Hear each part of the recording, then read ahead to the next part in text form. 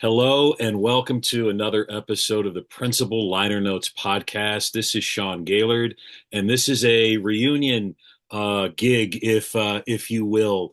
I am so grateful and honored and enthused to have Noa Daniel here on my podcast. Many years ago, uh, I guess it was many years ago, I had the great just fortune and honor to be on Noah's P3 podcast where we talked about music and just connected. Noah is somebody that I have known for many years, and we have connected through social media. The power of social media, the power of that PLN, and we were kind of on this digital crowded dance floor, and we locked eyes, and we reached Nice. kinship, and we made it happen. Noah also is not in addition to just being a friend and a true fan of music. She is also an educator, professional developer. She is also an author, and her wonderful children's book Strum and the Wild Turkey is out, and we'll get into that and talk about its origin and how it connects to Noah's passion for education and inclusion and music and all the things. Noah, I'm just going to stop babbling. Welcome. Thank you so much. I'm thrilled to be here, Sean. I am so honored by this, and I guess for us, where we locked in is our shared and mutual love for music, and I know that it is something that is just in your DNA. It's in your fiber. It's on the wall behind you. But I would just love to hear your kind of how has music been a part of your journey? How has it been a part of your origin story, if you will, as an educator, and how is it kind of tied into your current work?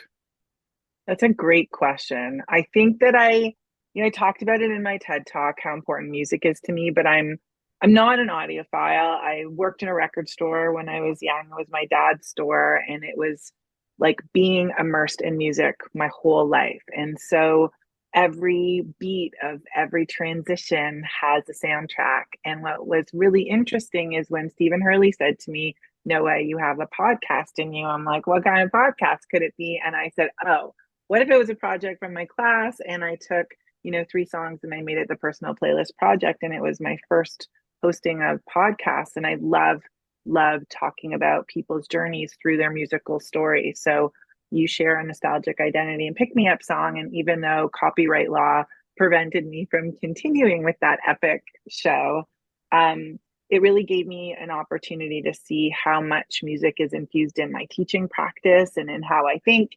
And then when Storm and the Wild Turkeys came along, I got to talk about the power of music through the book. I got to write a song that got recorded, and now I write a song for every subsequent book, which is this thing in me that I didn't know I had. And these permission slips that I've been given in my life when I've been facing challenges have always had like a musical element to them.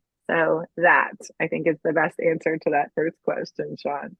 Really is that, and a great nod to Voice Ed Canada, Stephen Hurley, Yeah. who is kind of like the George Martin, the Svengali of a lot of just educators and podcasting, and I know he's been a big champion of your work and just again one of the things, Noah, and I'm curious about this is what is your earliest musical memory? Um, I think my earliest musical memory was my parents singing to me. I think that that was a really important part of my life. I passed those songs down to my daughters. Um, but like I said, my dad had a record store. So for me, when I was 7 years old, I worked at the store and used the heat sealer. Like that was my job in the old days when you would buy vinyl. You would have to step on the heat sealer. And when I was seven, my dad decided I was old enough to actually get to do that because it was a little bit dangerous. So I would get a 45 for working for a few hours. And so for me, music was reward. Music was okay. I would listen to books on vinyl and Johnny Appleseed, and you would hear this ping when it was time to change the page. Like, there's no part of my youth that I think back on where there isn't a song. There just isn't. So that too. Wow, gosh, the nostalgia feeling right now of listening to the read aloud vinyl, and I know you and I are contemporaries in terms of age Right. and whatnot, but you would get like that. I still have them lying around Do someplace. you? I do. I need to dig one up.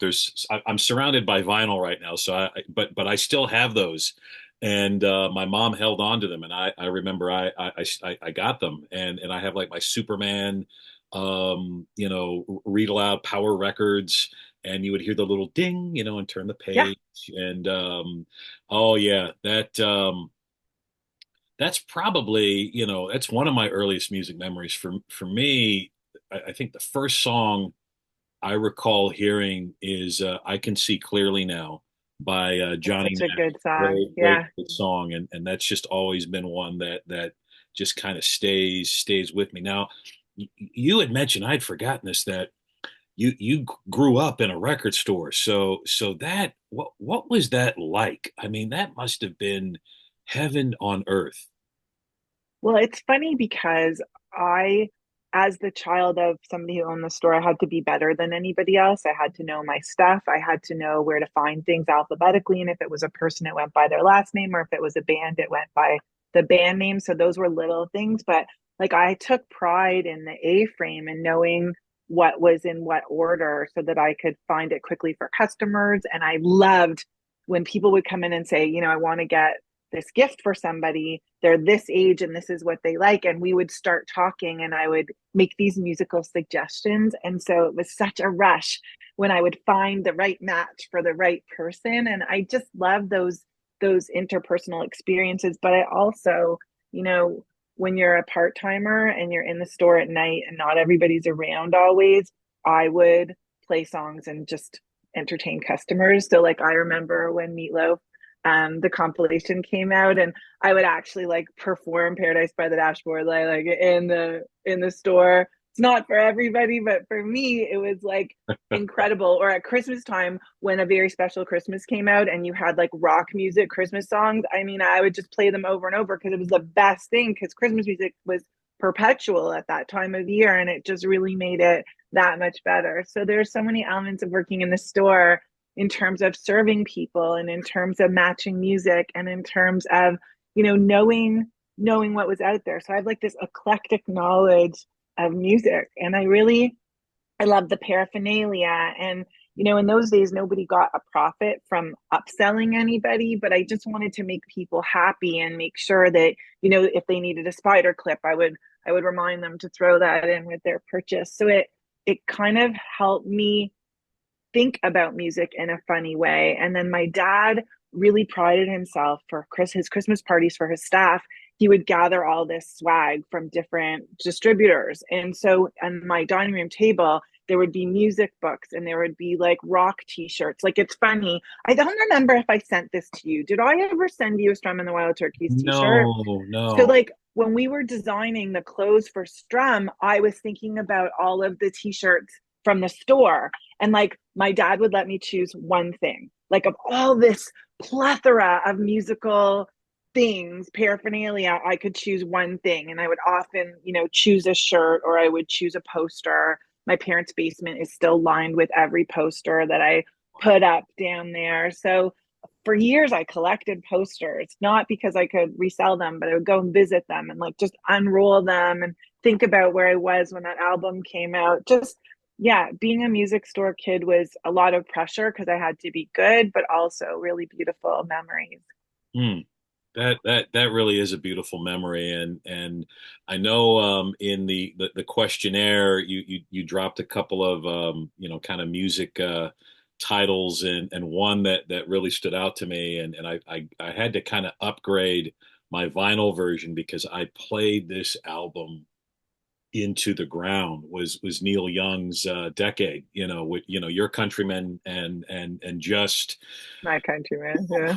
Whew, I mean, what do you have a Neil Young decade connection, or why that album? I mean, it is such a great epic Because ooh it's everything. yeah. Yeah, it's kind of everything. Neil went through these different phases of how he wrote and how he connected and different people that he collaborated with. So I thought that, it's hard because whenever you say a greatest hits, it's almost like a lame answer because they've already done the work for you. But decades is kind of more than that. And it's really an expansive reflection of all of his different vibes, I guess. Yeah. And I can appreciate his liner notes. So I love trying to decipher because he's known for on all of his albums for like handwriting everything. He'll handwrite the album, cover and the title and and those liner notes where he talks about every single song. And his handwriting, like mine, is indecipherable. Uh, Well, not as teachers, we can actually read that as part of our talents. Yeah. exactly. So I just always, that's an album that even though it's a greatest hits album, I always like to just do that album in one sitting because I'm going on this journey, Yeah. It's a full journey album. with Yeah. Neil, and it's like here's my origin story, and then this is where I am now, and this is where I could be going. I don't know, which is just such a powerful work. But I think it's like that's kind of synonymous with all of your podcasts is when you're talking about those elements of the journey and you're bringing people's stories through music. That's really, I mean, Neil's a storyteller and the way he tells stories and even criticizes, people, situations, they're intense, but similar to Dylan, like there's poetry in his angst and he channels it really beautiful in these lyrics that set to music add dimension to the message. Thank you for that acknowledgement on the podcast, and one of the things I respect about your work, Noah, and I remember this early on is the direct parallels that you really make to what you do outside of the classroom as Noa Daniel and author and podcaster, and then but then it's always anchored firmly in classroom practice. It's always anchored firmly Thank you. in students. And I'd love for you to share because when I first saw your work, I said, "Oh, there's somebody else who integrates music into the classroom." And not just like a one and done, like, okay, we're gonna play Mr. Tambourine Man by Dylan, and we've checked the box. Here's my little poetry lesson, or I've thrown in a little Tupac, and I'm done. But no, I very much appreciated how you generated student voice. For me, music is very much an entry point into community, culture, voice, expression, all of those things. So I'd love for you to maybe, share with those who may not necessarily be familiar with how Sure. you built outside those blocks.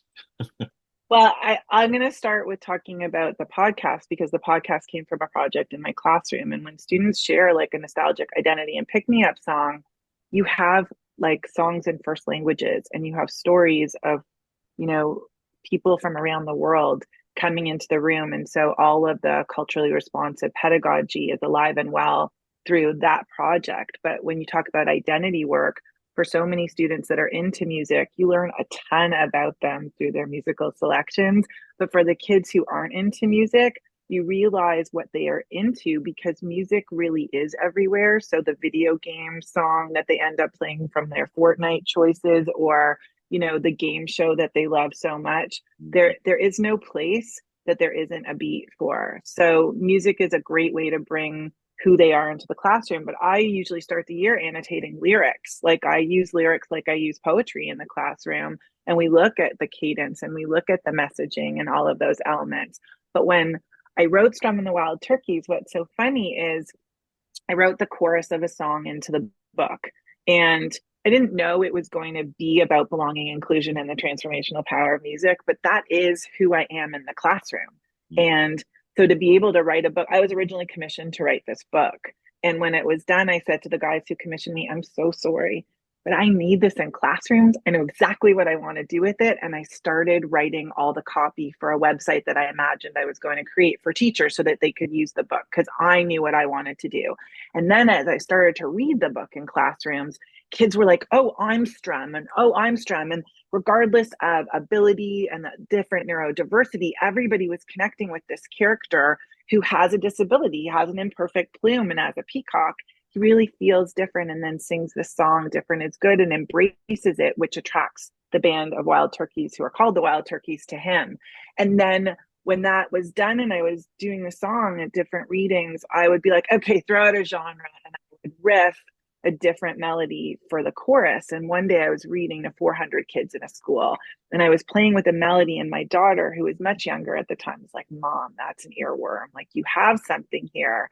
And so Different is Good started to become the sound that you hear in the recording that Sunshine and Broccoli, who is a Canadian children's duo, recorded and let out the single last year. And we released a video a few months ago, and it is so fun. And we animated Strum into the video. And I have my first recorded song all of a sudden, not because I set out to write a song and have it recorded, but because I wrote a book that was really who I am in the classroom. And when I get the chance to read it, all of who I am is a part of those moments. And it's so hard to separate the teacher part of me. And my daughters call me a meacher because I'm a mom and a teacher all the time. Love it. So everything that I am is about all those things that I believe and do in the classroom.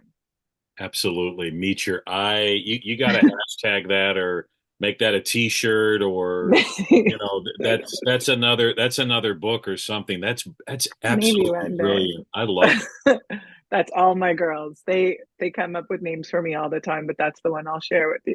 Yeah, Just kidding. yes, I hear you. Being a dad myself, I won't repeat some of the names. Usually, the suffix of the names my daughters give me is geek in some way, so Sure. or nerd Yeah. or just geek. Same Steve. I get it. I get it. Stop it, Dad. You're a geek. Um, so when I read your notes, prior to and then rereading Strum and the Wild Turkeys, I imagined a certain album being the backdrop to your book, and I thought, man, wouldn't it be really cool if if he was still alive today, um, if Tom Petty, wrote the soundtrack, to your book, or if we were to make it into an animated film. I just imagined, because Tom Petty has done, the film soundtrack before. His music has been integrated into film. And and I know you're a big fan of this album, and I can only imagine, and I don't even know if you were working in your father's record store at the time, but I remember when Full Moon Fever came out. I was 19. I was a sophomore in college, and I remember like that album like being the album of that summer going into my sophomore year in college, and like it was everywhere. And I remember the video, I Won't Back Down, seeing two of my friends, George Harrison and Ringo Starr, in that video, and just it was a different kind of sound for Tom Petty. He was solo. He wasn't in the Heartbreakers, although you had different Heartbreakers cameo on that album. But that album is really kind of to me, one of the few perfect albums from beginning to end. From beginning to end. There's just not a weak Even the track. apartment song. Yeah, Yes, 100%. I yes. love that album. I worked in the store full time that summer. So I played it all the time. I was also in university then. And it's so funny that you're talking about that because I actually think that album is the soundtrack of my life. Like when you and I first connected, I was leaving a very secure experience in teaching. I had tenure and I had so much security. Um, and I jumped into the great wide open. And I knew that I didn't want to free fall, but at the same time, like I knew that I had to do something to really shake up my life. And I listened to that album over and over again to give me strength when there were times that I was prepared to be a supply teacher in public school. I had been teaching at the time for 20 plus years, and I had a lot of ego to deal with. I had been so accomplished and recognized in my work, and I was starting from nothing. And that album helped me not back down. It helped me keep facing those challenges. And when I wrote not the first song, Not Different is Good, but the second song, which is called What Lights You Up, there is so much Tom Petty in that song. Hopefully, you'll see it. It's in the second book for Strum and the Wild Turkeys. But I had been having trouble finding the rhythm. And it's so crazy. I was in the woods with my dog listening to Full Moon Fever, and I found in my brain what I want this song to do. Because in the second book, we really get to meet the wild turkeys and get to know what makes them unique, even though they're turkeys in the band and this peacock. Just because you're the same kind of bird doesn't mean you're the same. And Mm. so there's diversity among these turkeys. And I wanted to kind of introduce them. So I imagine the song layering into like having the instruments be reflective. Because Tom Petty does this a little bit when the instruments are voice and then they layer in to the crescendo of the Yeah. chorus. And so I imagine like, and so Strum doesn't speak until the last verse, and you at that point have all the instruments coming in. Like right now, this is in my imagination. I need you to understand that I don't write music, but I write music. So I've worked on Very this good. song and I had somebody actually write the music that's in my head, but I don't totally know what it will sound like. I'm so excited that you're going to hear this. I can't believe I'm talking like this so nakedly about it, but I really believe this song, although Different is good at doing so well, and kids all over the world are singing it and loving it. I feel like What Lights You Up, which is part of my work in education too, is about finding what that thing that you do really well is and using that strength to help you when you're building other strengths. Because we grow from strength to strength. And so many kids face adversity at every turn in school. And we need to take the things that are outside of school sometimes that build them up, that light them up, that infuse them with joy so that they don't wait till the end of the day to have that feeling. So they come in and they know that at least somebody sees that part of them, is interested in that part of them. Like I have a student, and again back to music, I have a student who's like really into Kanye, and I have a lot of issues with Kanye. And I'll say to him, listen, dude, I can't talk Kanye with you, but if you want to talk Kanye with me, I'll listen. Right on. No swearing involved, but I'll listen. And so he gets really excited, and there was this whole thing with Kendrick Lamar and Kanye, oh no, and Drake. And so he was Mm. coming in and talking to me about it, and all of a sudden this is a child who's a non-reader and he's reading the news every single day.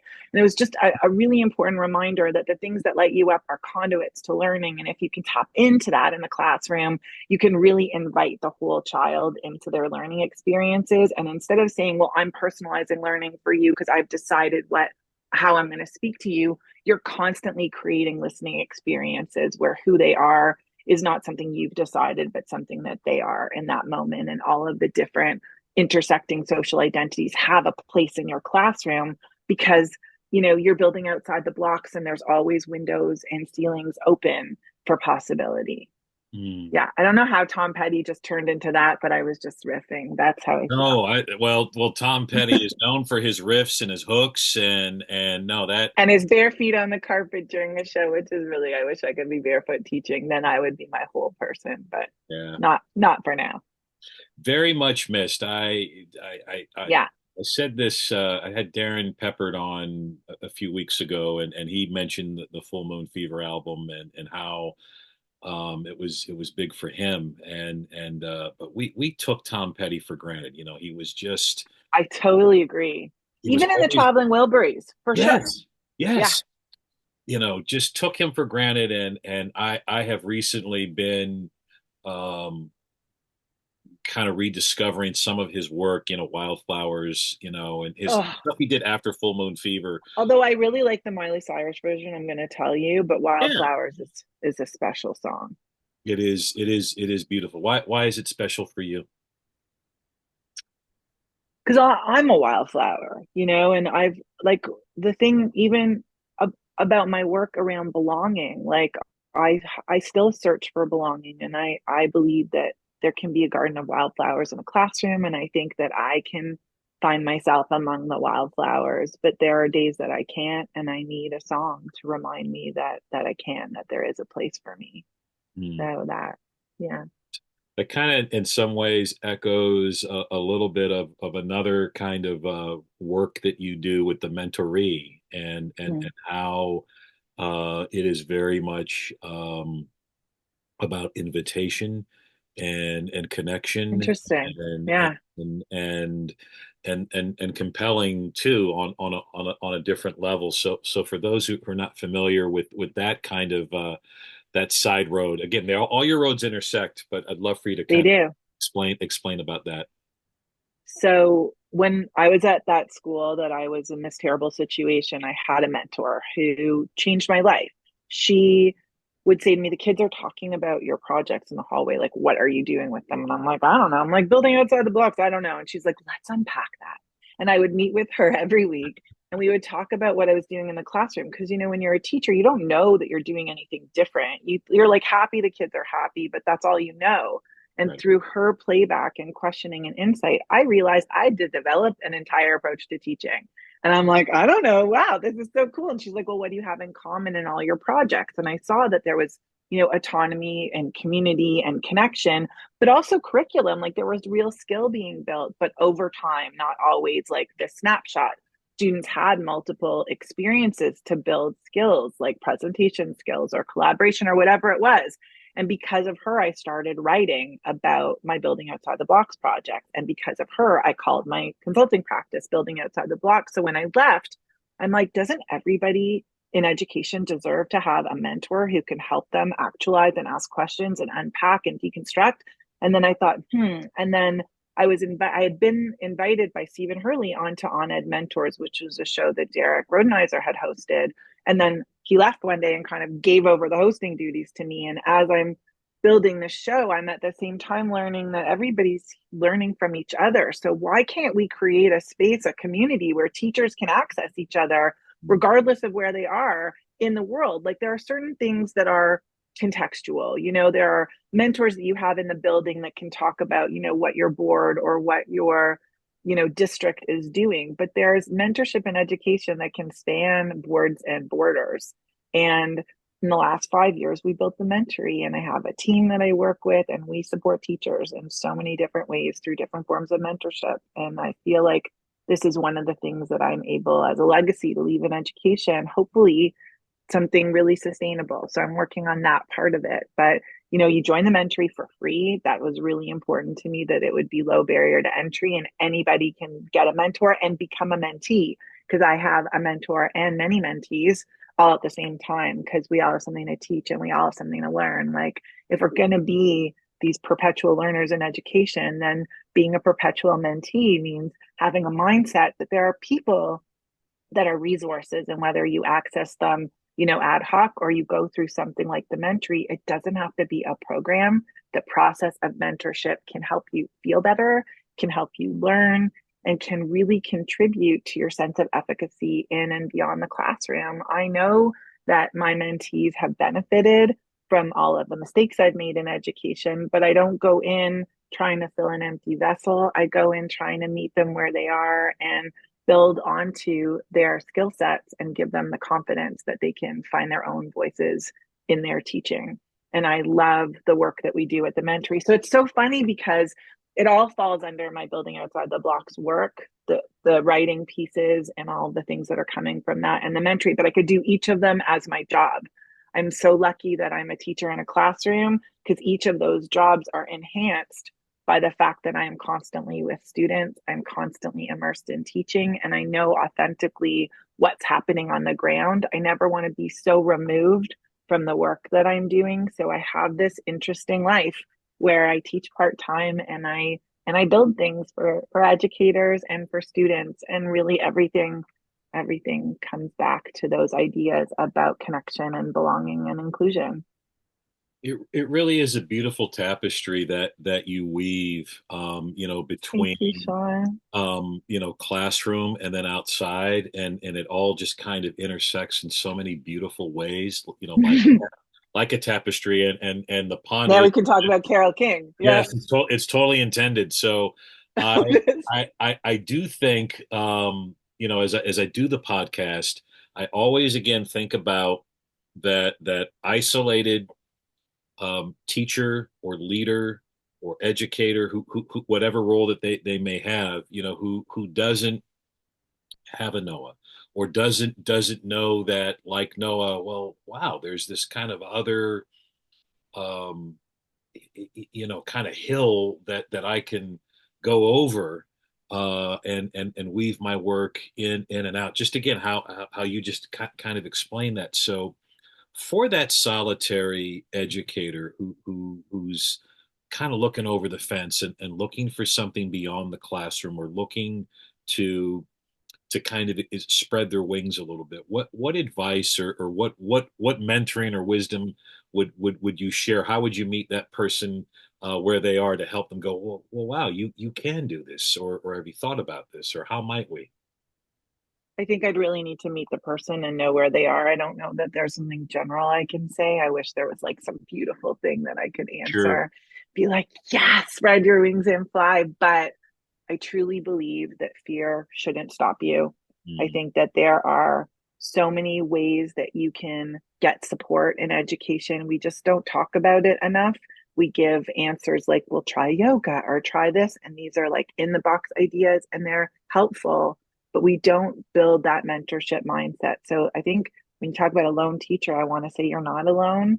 Just because you don't have wingspan here doesn't mean you can't find it, doesn't mean you can't find your flock or join a band somewhere that's going to make you feel wonderful. And it doesn't mean you have to leave the place either. We live in this incredibly connected world. So, what I would say to that person is find a mentor at any and every stage of your career to connect with and build a relationship where you can be met where you are, where you can deliberate ideas and find find the opportunities for flight that work for you, and mm, make sure that you have that safety net in place. But take the leap. Every time you'll learn something, and even when you fall, you can even still learn to fly. That's what I would say. beautifully said. You mentioned two albums, Neil Young's Decades and Tom Petty's Full Moon Fever. Besides those two, let's put that aside a little bit. What's that album that speaks to your Meacher heart? What's that album My that, nature part. yeah, that Oh, kind of, wow, it echoes your core in both those beautiful roles that you wear and weave. that is an interesting question. So I think it would, if it was my nature part, I think like, so probably it would be some ABBA album because it's, user friendly and it's very dancey and uppity, but probably not for the lyrics.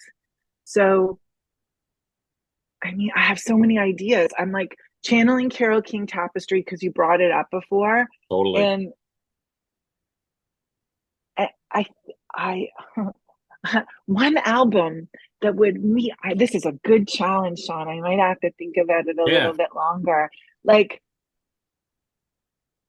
there's so many albums I play with my daughters. Like we have Spotify Saturdays in the house, and we listen from the morning of the day, and it doesn't have to be Saturday. And my daughters are really becoming so well versed that I'm borrowing playlists from them. But I don't think that there's one artist. I would probably have to say something like a compilation from like a movie soundtrack would probably be closer to it. Like if I think about some of the soundtracks that like The Big Chill probably would be on the list. I think there's a lot in that. Actually, now that I'm saying it out loud, that entire compilation has songs that would work. Yes, it does. That would work for both Meacher, and all the pieces that make me who I am. Like I think that there's like the idea of I heard it through a grapevine and ain't too proud to beg. Like there's a lot on that album. Not, but my kids are too young to actually talk about the film that goes with it. But yeah, I'm going to stick to that Okay. soundtrack. I think there's a lot in it, and and even in the ideas about the movie, about what friendship can be and camaraderie and identity and those challenges of being who you are in spite of your context. It's like there's a lot to unpack there, and the music goes with it really nicely.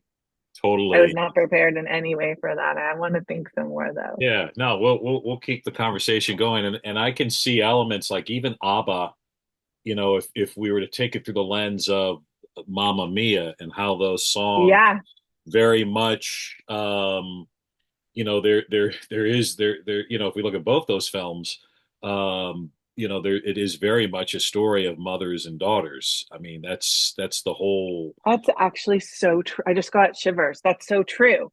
It's so true. And it's funny because Mamma Mia inspired one of my Bobs, which is called Three Song Story, where the class, it's a collaborative project where the class has to come up with three songs that they weave together into a story. So it's so funny that you said that because it's very naturey of me. And you're right. There's a parenting element in both of those, in all of those. Wow, that was Yeah. great, Sean. Way to share that back to me. I like it. Yes. Yeah, I think there's a lot there. I mean, I mean, there's just a lot, and it's I don't want to spoil too much for those who have not watched Mamma Mia, and I'm a big fan of ABBA. I really, wow, talk about hooks and riffs and production. Yeah, it's more about music than about the lyrics for Yeah, that. But for for the big chill, I'd say it's both of those things. And I think if we really unpack that soundtrack, I think that every teacher could benefit from thinking through how those things, how being true to yourself and bringing your whole self into a classroom or even into your parenthood is important. And it doesn't mean that, you know, you unleash all of it all the time, but I think it's important to feel whole in the things that we do with kids. I know on the days that I'm not the best parent, it's because I'm not feeling particularly whole or well or homeostatic. And I think that that's true in the classroom. And I believe that, music can help so much with well-being. And I know that pick me up song part of the P3 is about, when everything's going down and things are not okay, there can be a song that can shift your mood. And it might be symphonic and it might be, Dookie, the entire album by Green Day, because I love to rock out to that, or, you know, throwing it down to the Smiths sometimes where you want like a little bit of anger and a little bit of calm. But I think that there's a way to be your whole self in the work that you do, and there's a way to invite all the whole selves of the people with whom you work in any situation. And I think music is a great piece of absolutely. And gosh, you just dropped the Smiths, and now that. I'm hearing Sheila Take a Bow, which is my favorite Smith song. I need to go play that later. What's on your turntable now? What's on the top of your playlist? What are those things that you're listening to right now? So my eldest is trying to get me into Boy Genius. So I really appreciate that it's like a compilation of artists that are really interesting, and I'm trying to listen to them. And Peach Pit is a group that I'm trying to be interested in, and a couple of other people that I wouldn't necessarily listen to. But I'm going to see Joan Jett and Alanis next week, and I love Joan Jett. Like, more, no offense, I like Alanis, but I'm going for Joan Jett. And there are days where like that out, like anything Joan Jett, I need to play straight through. It's not just I love rock and roll, but I do like Crimson and Clover sometimes, or like there are songs that just get all the feels out, and I'm Hmm. really excited about that. So it depends on my mood is the answer to that. I can't answer one thing I hear you. I love her cover of Crimson and Clover. That's the song. I heard that version over and first. over. Yeah, Yeah. I didn't hear the Tommy James and the Shondells version until later, but I remember Well, that. it's a very different vibe. It is. It really is, man. And Yeah. she's yeah, she's something, man. That'll be a great. That'll be who's gonna open? Who's going on first? Joan Jett's opening for Alanis. Wow. So yeah, right. Sign of the times, I guess. Oh, I Wow. know they're both retro. Like, so I I was surprised, to be honest. I thought I was going to see Joan Jett, but I get it. I see the two of them too, probably doing some level of collaboration or singing on one of the other person's songs. So I hope that happens. I like when artists do that.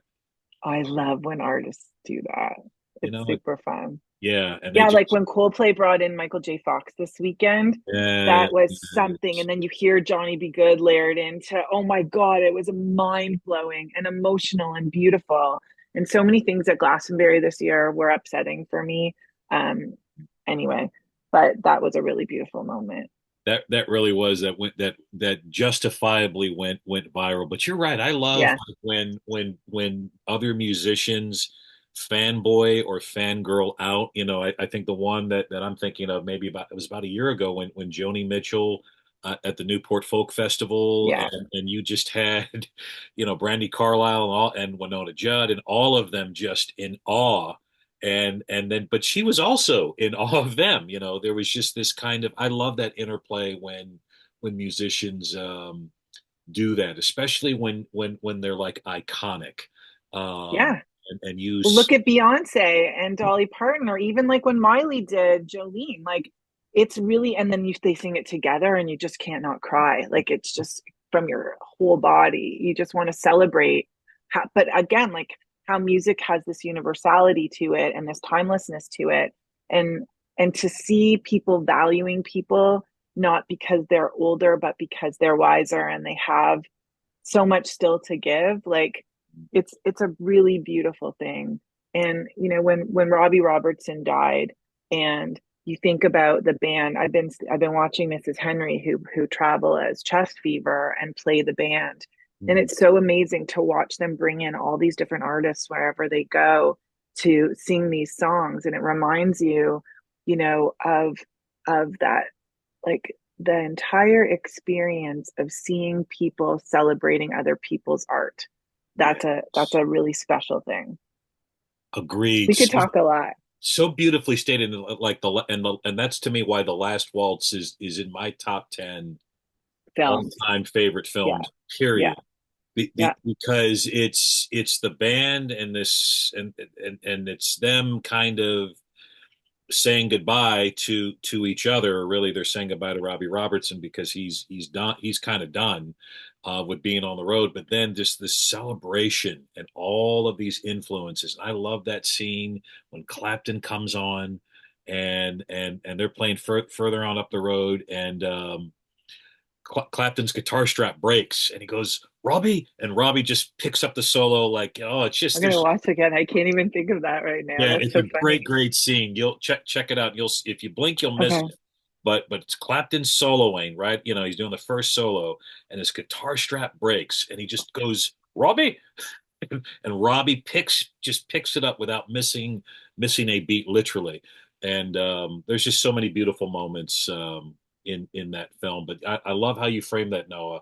When we celebrate each other and celebrate each other's art, it's I mean that's the whole gig with Celebrate Monday. It's not just celebrating that I day. love being part of Celebrate And Monday, Sean. You know that I do. I know I love how when you drop those, it's so lovely. But we're celebrating life, we're celebrating each other, and we're celebrating being in this band together and this kind of gig, this gig of humanity, right?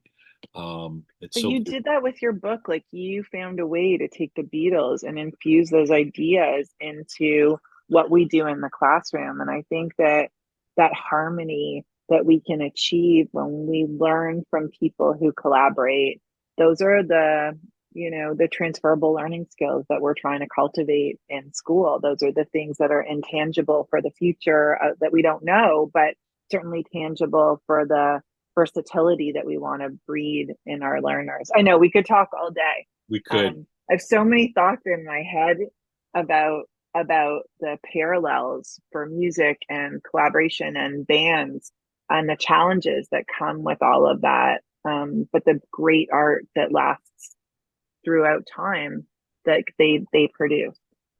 Yeah. Absolutely. Well, one, Noah, I'm so grateful for you, and two, you have an open invitation to be on this podcast. My dream, I'm going to put it out in the universe, is I have a two-part dream with you, Noah. One, Okay. I I want to like wander in a record store with you one day. We're going to manifest that. And then two, I would just love to do like a radio show with you where we're just playing music, forget about copyright laws and all that stuff, and just That killed me. I Oh, know, I know, it killed a lot of us. It killed me too. Oh my God, I'm still heartbroken about that. But that's my two-part dream. Everybody has heard it that's listening. We're going to manifest it and make it happen in some way, shape, or form further on down up the road. Nod to Clapton and the band. I like the nod. I'm totally into it. Noah, Thanks. how can folks get a hold of you? I'll put all the information in the show notes, but what are the best ways for people to connect with you, or pick up a copy of your book, or just be in the Noah Daniel universe? Well, you can find me at I am Noa Daniel on X, which is Twitter, and Instagram, but Noa Daniel. You can look that up, Google it. You'll find all sorts of me. And Noah at Building Outside the Blocks is the best way to email me. But yeah, let's connect. Let's have a conversation. Even though the live show was put to bed this year, I'm still going to be podcasting as on Ed Mentors. I'm meeting with faculty. So and the work that we do at the Mentry is so special for teachers. And I'm happy to have a conversation about anything related to all of the beautiful things I get to do in and beyond the classroom.